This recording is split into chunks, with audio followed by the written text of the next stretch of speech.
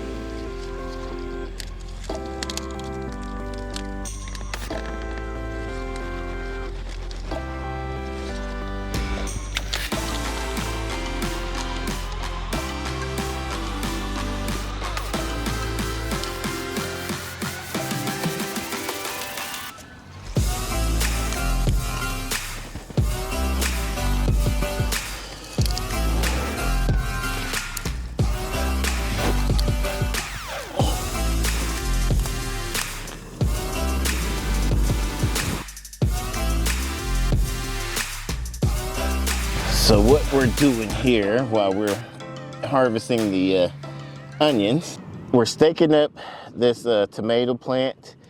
We're going to do it about every 12 inches. So what I've done here with this tomato plant is the missus got me some of this twine to kind of trellis this up, to stake this up a little bit better. I want to do it about every 12 feet, so probably about once a week 12 inches. Is to kind of stake this up to make sure that it's upright.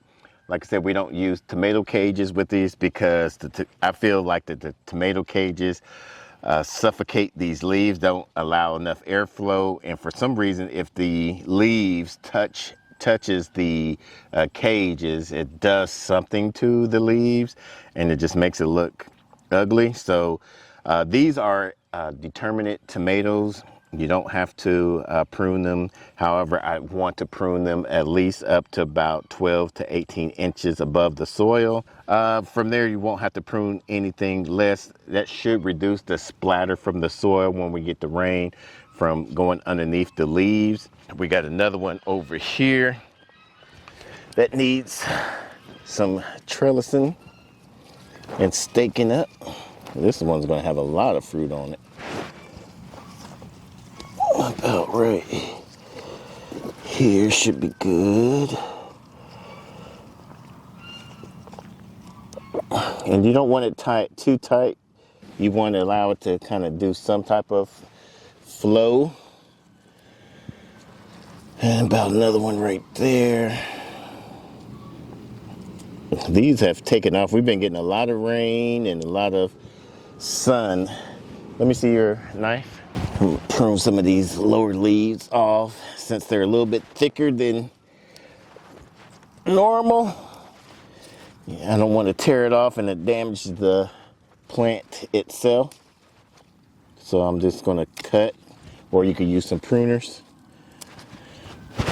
And I think that should do right there. Now this was a nice harvest just for one row. We still have some more onions I'm going to leave in there. You can harvest them the onions anytime, especially when they start bulbing, or even if you don't want them to bulb fully, you can harvest your onions. I just want to, since these stems are still long and upright, I'm going to just leave them inside of these beds, in-ground beds, and we'll harvest the rest. But before we harvest the rest, I'm going to show you how we're going to store these.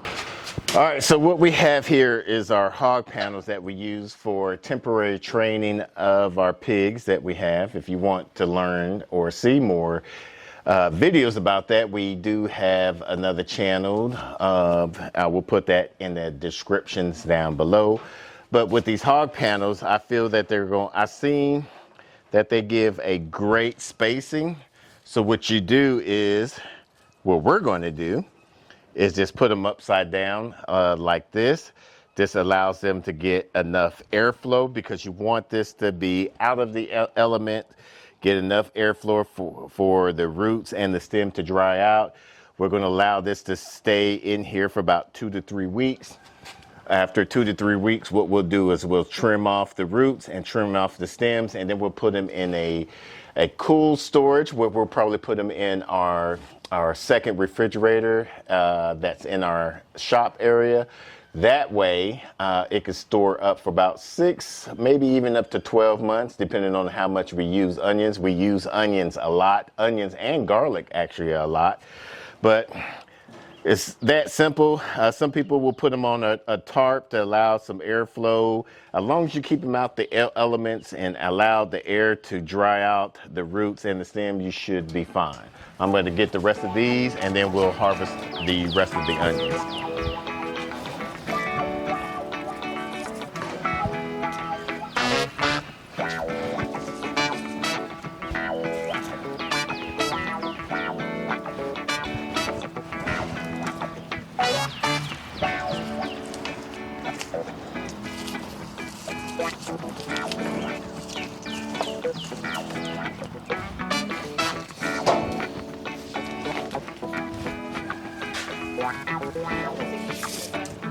Okay.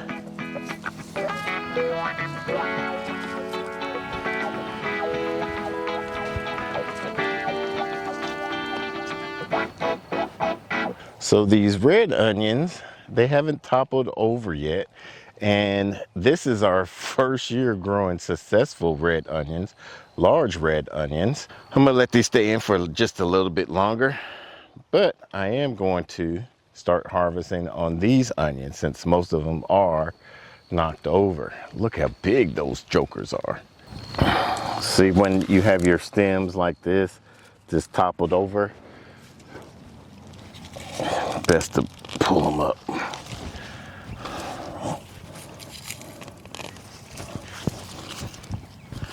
Now even this one, isn't really toppled over, but you can see the stems, outer stems is dried out, so we can pull these up.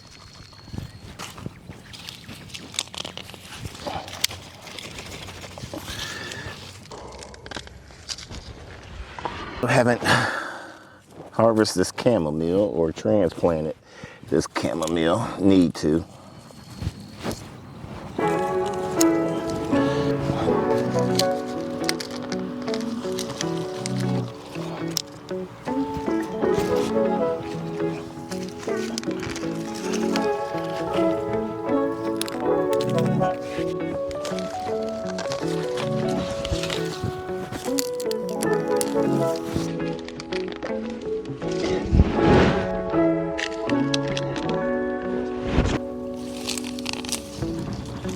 See, even like this one, you get two outer leaves that are pretty much dry, so we're gonna go ahead and pull these.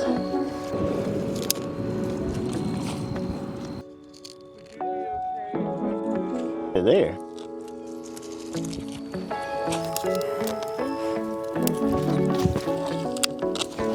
I mean, just all of that is just dried out.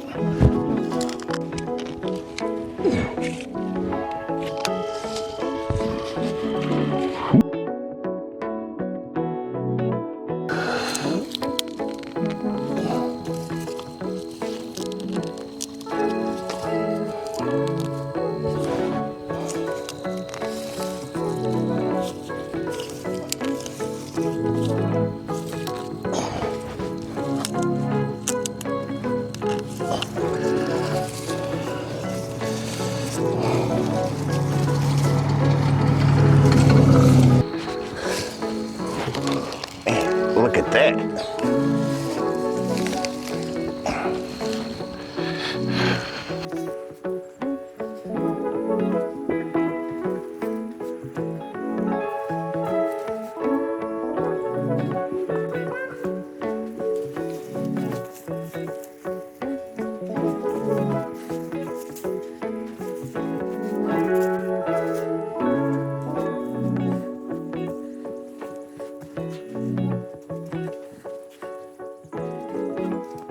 All right, so as you can see, I have a lot of these drying out right now, hanging out on these hog panels. We got these white Bermudas right there. These right here are the Texas Sweet. And then we have the yellow, I think these are yellow granites or something like that. I like these so far. They have a great size on them. So I think I'm definitely going to grow these again. These red onions, these are actually called the Red Creole. These are the largest red onions I've ever grown. And I think I would definitely grow these again. I wish these white ones would be a little bit bigger. I will try them again because I do like to have some white onions in different varieties. I'm surprised these Texas ones didn't grow out to be as big as these. Maybe it's something that I'm doing wrong. However, these are short day onions. These are perfect for my area out in the North Texas area.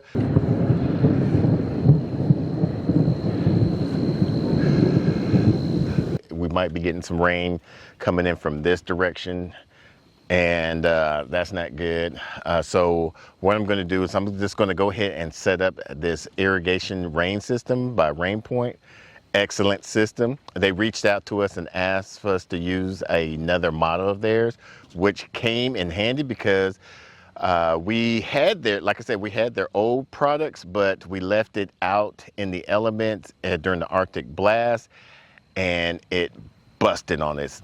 It frozen, which expands and busted. So I'm glad they did that. Let's go ahead and show you how we are going to hook it up. With Rainpoint, it's an irrigation system that allows you to set up your watering, takes the ease of watering your garden, especially when your garden is as large as ours.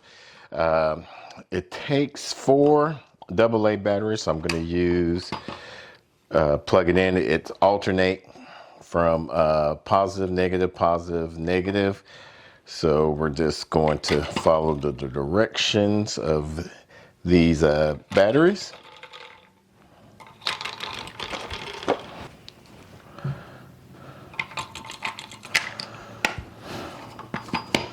Then we'll check the app.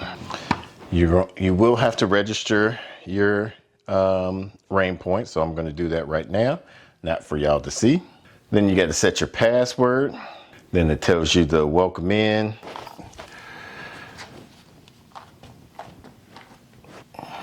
So we're going to enter our password. We're in Central Standard Time, so we're good on that. Set location for home. So we're set. Set up home location. You need to grant the app course position, precise positioning permission. Let's go ahead and, yeah, I guess you got to turn your location on. Confirm. Allow notification. I like silence because I do a lot of conference calls, so I don't need all that. Cool. Picture in picture. Going into location. All right. Time zone members for the currency. My home. Click OK to add device. And I believe this is the HTV 107B. That's what it looks like. Yes, that is it. Ready for pairing.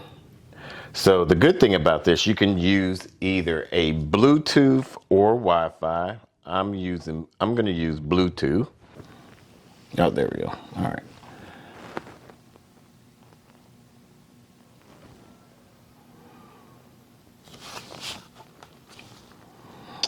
And there we go. So we are online with the Bluetooth. I'm not sure why they have living room, but we got the garden. Now let's set up a schedule and plan. As right now it is raining, so we don't want to schedule that. Oh, you got rain delays, so you could turn on rain delays. So right now I have it on a 72-hour rain delay for the simple fact that when out here in Texas, when it rains, it stays saturated anywhere from 24 to 36 hours. That way, at least for 72 hours, we won't really need any additional watering from the faucet. And then that will help us out.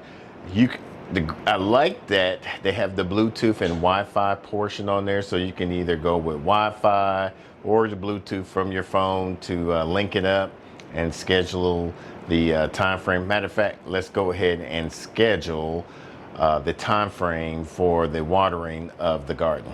On the last device, since it was on the metric system, I believe it will let you know how many liters that you're using, and after a certain amount of liters, it will cut off, so that way you're not using too much water, which was a good plus, especially if you're trying to conserve a lot of your watering and making sure you don't accidentally leave it on and like walk away or something may happen. It will automatically cut it off for you, which is a good plus.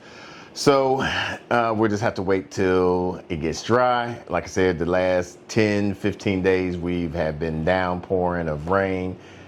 Rarely had a full day of just dryness. So once we get a full day, we'll show you how to work this.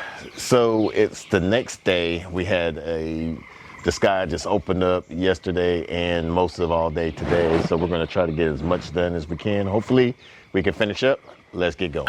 They tell you to get some Teflon tape to wrap around here. We have some existing ones, so we're going to leave that on there. You have this little filter. You want to make sure it's pointed in that direction. Once again, since we have a 4-way prong, you want to make sure that your Rainpoint device is vertically. You don't want it off to the side like this. You want to make sure it's up and down, so we're good on that. And then we'll just tighten this up.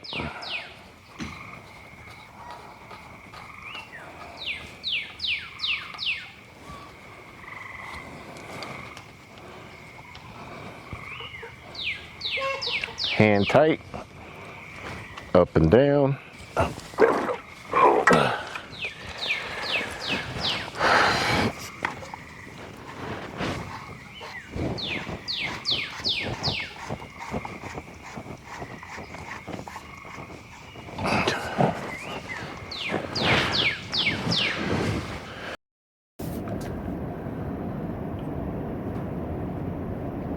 So we're gonna go back into the screen. It's gonna get connected. Once it's get connected, all right, so it's saying that we have no irrigation plan, no current irrigation plan. So we're going to here. As you see, we got rain delay, hit the calendar.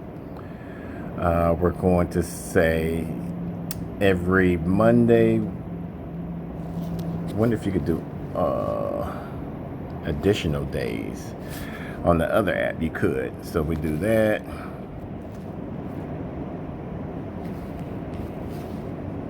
All right, we're gonna start the time at, let's say 9 a.m. We're gonna go for 45 minutes. We're gonna do intermittent days every, let's say every 4 days. We're going to start this, since today is the 2nd, we're going to start this on, actually we could do on Monday. So we'll go ahead and do starting tomorrow. And it's that simple. Bam. There you have it. So I'll let you know the next time will be Friday, since like I said, we have we're starting on Monday, and they probably already sensing that it's raining, so it's going to do for the next 3 days. So now that we have everything all lined up and connected, now we go into the app.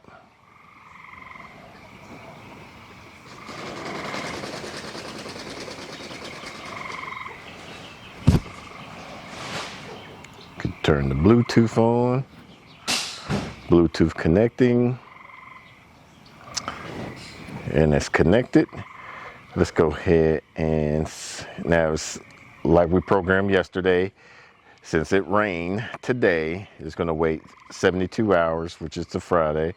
But let's go ahead and just do it for 10 minutes. Now let's go check out the irrigation.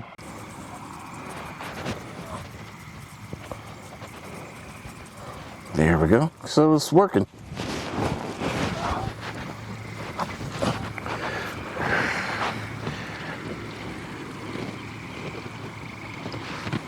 Let's go ahead and pinch some of these off. So luckily we're still in the rainy season. I just noticed that some of the irrigation line was busted, and it could have been from the Arctic blast. So I'm glad we have the time to test this out to see where all the leaks are at. So that way, come the middle of June, most likely July, that's when the heat is really going to start busting out, and we're going to be ready. So this is a great irrigation system to help cut down your watering time, so you're not have to manually water by hand, especially if you're up here in the Northeast Texas area and have a nice sized garden. At the checkout, you can use our affiliate code so you can get a discount to help you out, save some money. And if you like this video, make sure you give us a thumbs up. And if you're new to the channel, make sure you hit that subscribe button. Until the next time, let's grow together.